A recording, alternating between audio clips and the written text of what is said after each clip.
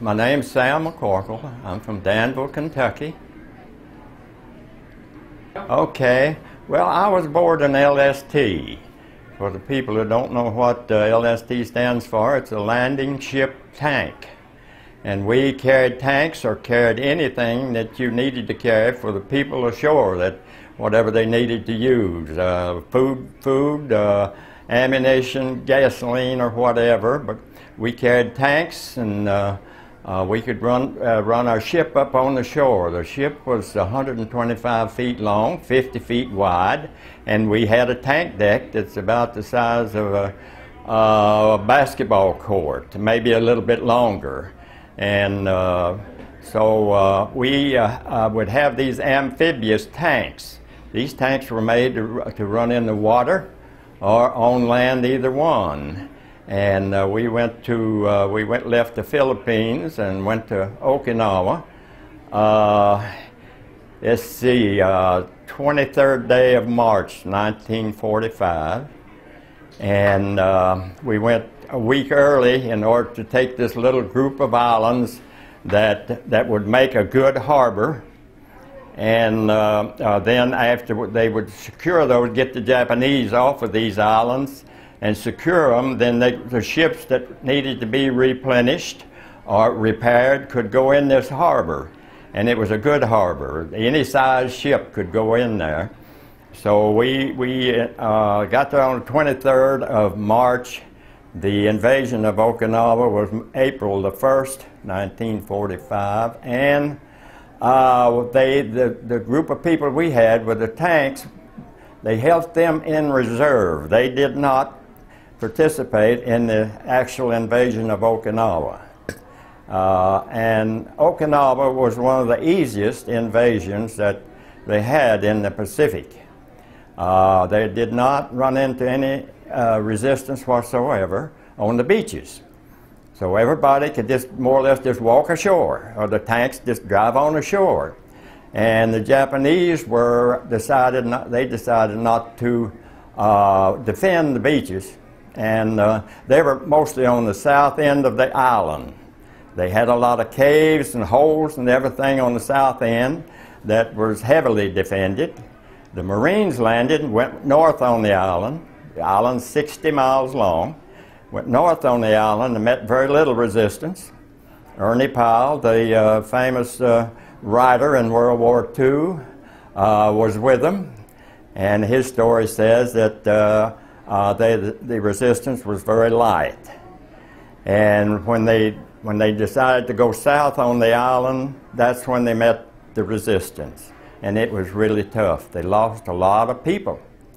Now, we were used in an invasion of a small island that's a stone's throw from Okinawa, and they call it Aishima, not Iwo Jima. It's Aishima. And the island looks a whole lot like Iwo Jima, but smaller. So Ernie Powell, the famous writer, he decided that he wanted to go over to Aishima and see what was going on. So he got with a lieutenant, an Army lieutenant, and they got in a Jeep, and they were going up to the front where the action was. And on the way up, a sniper shot at them. And they stopped the Jeep and got out and got over in a ditch. And they stayed there quite a while. And Ernie, he thought that he would kind of peep up and see if he could see the sniper. And when he got his head up over the ditch a little bit, the sniper shot him right between the eyes and killed him. That's the story, a little story about Ernie Powell. I don't know where you know him or not. Okay, we were just about a half a mile from there. Okay, so we stayed around Okinawa we got there in March and left in November. We made 2 trips to Japan after the war was over. We went to a place called Kagoshima. That's where the Japanese trained for their attack on on Pearl Harbor. And then we stayed up there a few days. We took a load of machines, bulldozers and stuff up there to repair the airfields that we just got through tearing up. And then we went back to Okinawa, and we came back again with a load of Army trucks to Nagasaki, where the second A-bomb was used. And we were going to use these trucks to haul our prisoners of war out of Japan that had been prisoners for maybe 3, 4, 5 years, whatever. And but they didn't need the trucks when we got there. They repaired the railroad enough to bring those prisoners out by rail. And so when we found out they were going to bring, the prisoners were due to come in down next to the harbor, the Japanese train came in with pulling a lot of coaches, and there were steam engines. Me being a railroader, that was kind of interesting. A double-header steam engine. They came in, you know, and stopped. The Navy had a band there, and when those fellows started coming off of the train, the band struck up the tune, California, Here I Come. And I know there wasn't a dry eye in the whole bunch.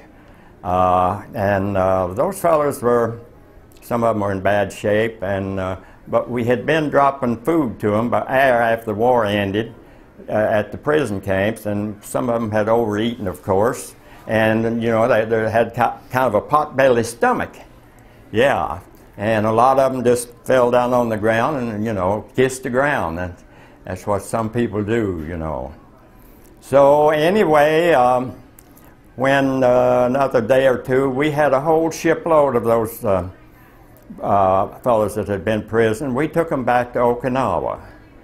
On the way back, I met this boy from Harlan, Kentucky. And I'm sorry I did not get his name, but I enjoyed talking with him, and I talked with him most of the way back to Okinawa. I'm not sure what they did with them when we unloaded them at Okinawa. I think they went aboard a hospital ship, and from there I don't know where they went.